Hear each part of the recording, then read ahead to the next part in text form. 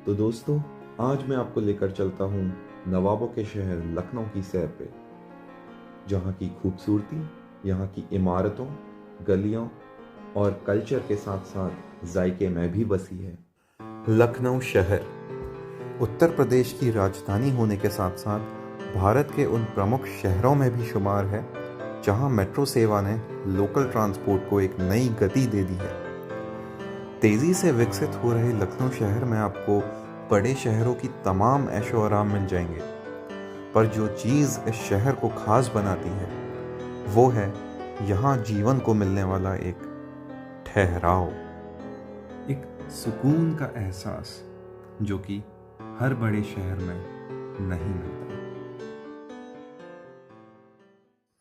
तो इस सफ़र की शुरुआत हमने की हैदराबाद के इस खूबसूरत सनसेट से। हैदराबाद के राजीव गांधी इंटरनेशनल एयरपोर्ट से हम शाम 7:30 बजे की फ़्लाइट लेकर पहुंचे नवाबों के शहर लखनऊ। हैदराबाद में जिस नॉर्थ की सर्दी को हम भूल चुके थे, वो लखनऊ पहुंचते ही हमें वापस याद आ गई। खैर, एयरपोर्ट से मेट्रो लेकर हम लोग सीधा पहुंचे चारबाग रेलवे स्टेशन, जहां हमारा स्वागत हुआ इस कुल्हड़ वाली चाय के साथ। चाय पीकर हम लोग सीधा निकले अपने होटल की तरफ, क्योंकि अगले दिन हमें निकलना था लखनऊ शहर की सैर पर।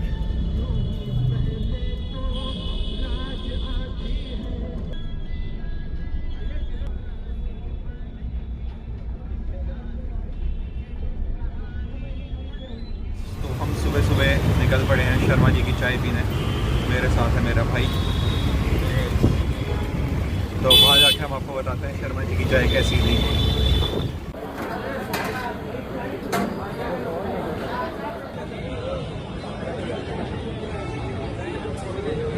तो आप लखनऊ आइएगा तो शर्मा जी की चाय ज़रूर पीजिएगा।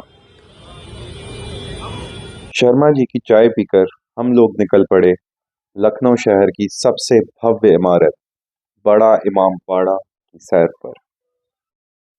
बड़ा इमाम बाड़ा ये लखनऊ शहर के मध्य में स्थित है और दुनिया का दूसरा सबसे बड़ा इमाम बाड़ा है। सन 1984 में इसे अवध के नवाब असफ उद दौला ने बनवाया था, जिसे पूरा करा गया था दिल्ली के मशहूर आर्किटेक्ट किफ़ायतुल्लाह के द्वारा। इस इमारत का एक अनोखा पहलू ये भी है कि दोनों बनाने वाला और बनवाने वाला इस इमारत के मेन हॉल में दफन है। अकाल राहत परियोजना के तहत बनी ये इमारत उन आखिरी बड़े निर्माणों में से एक है जहां यूरोपीय स्टाइल ऑफ आर्किटेक्चर का इस्तेमाल नहीं हुआ है। इस इमारत के डोम में कहीं पर भी सपोर्टिंग बीम्स का इस्तेमाल नहीं हुआ है। इस इमारत के अंदर एक भूल भुलैया भी है जिसका निर्माण उड़द की दाल, गुड़, बेल, गन्ने के जूस, सिंघाड़े के आटे और शहद को मिलाकर हुआ है। इस इमारत से आपको रूमी दरवाज़ा और क्लॉक टावर भी देखने को मिलेगा। बड़ा इमामबाड़ा परिसर में एक शाही बोली भी है जिसका निर्माण करा गया था पानी के स्टोरेज के लिए। इसमें जो कुआं है उसका पानी सीधा गोमती नदी से रिफिल होता था। शाही बावली एक 7 मंजिला इमारत है जिसमें नवाब असफुद्दौला का खजाना भी छुपा है। कहा तो ये भी जाता है कि जब अंग्रेज़ शहर में आए तो नवाब के खजांची ने खजाने का नक्शा और चाबी इसी कुएं में फेंक दिए थे, जो कि आज तक नहीं मिले। बड़ा इमामबाड़ा से पश्चिम की ओर पड़ता है छोटा इमामबाड़ा, जिसको मोहम्मद अली शाह ने सन 1837 में बनवाया था।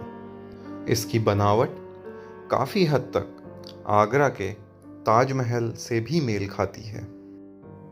छोटा इमामबाड़ा के पास में ही आपको मिलेगी पिक्चर गैलरी, जहां लखनऊ के सारे नवाबों से जुड़ी जानकारी आपको देखने को मिलेगी। इसकी एक ख़ास बात यह भी है कि इसको बनाने में आयरन पिलर्स का इस्तेमाल हुआ था, जो कि पारंपरिक नवाबी वास्तुकला का अंतिम अध्याय भी था। फिर बात करते हैं हुसैनाबाद क्लॉक टावर की। हुसैनाबाद क्लॉक टावर को नवाब नसीरुद्दीन हैदर ने लेफ्टिनेंट गवर्नर जॉर्ज कूपर के स्वागत में बनवाया था। यह भारत का सबसे ऊंचा क्लॉक टावर भी है, जिसकी ऊंचाई लगभग 67 मीटर्स या 220 फीट है।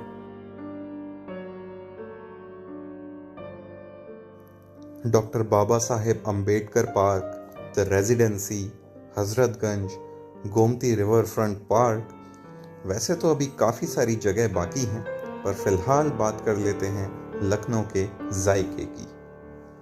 लखनऊ शहर के खाने की बात हो तो सबसे पहला नाम जो जहन में आता है वो है टुंडे कबाब।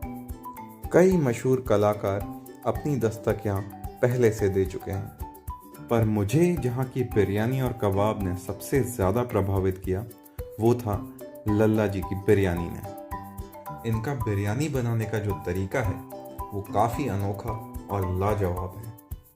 अब इस मसाले युक्त और हैवी खाने के बाद कुछ मीठा खाने का मन हो तो आप लखनऊ की मशहूर मक्खन मलाई या फिर दिल्ली में कही जाने वाली दौलत की चाट भी खा सकते हैं। इसके बाद आप चाहें तो जा सकते हैं अंबेडकर पार्क और तनाव मुक्त आरामदायक शाम का आनंद उठाने आप जा सकते हैं 1090 चौराहे के पास गोमती रिवर फ्रंट।